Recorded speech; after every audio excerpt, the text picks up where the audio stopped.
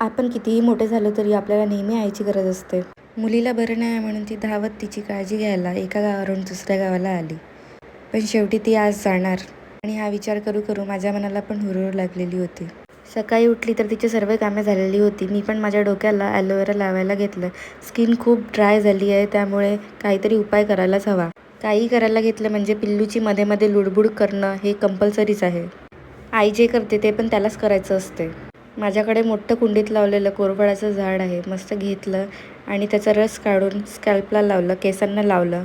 लावल्यावर छान थंडगार वाटत होतं. एका तासाने छान हेअरवॉश केलं. उन्हाळ्यात हेअरवॉश केल्यावर खरंच खूप रिलॅक्स फील होतं. सगळी कामं झालेली होती. फक्त वॉशिंग मशीनमध्ये ते कपडे टाकायचे होते, ते टाकले. आणि आज चतुर्थी होती म्हणून संध्याकाळी मस्त आम्ही आरती केली, मोदक खाल्ले. पिल्लूने पण आमच्या आरती करण्याला टाळ वाजवून तेवढीच साथ दिली.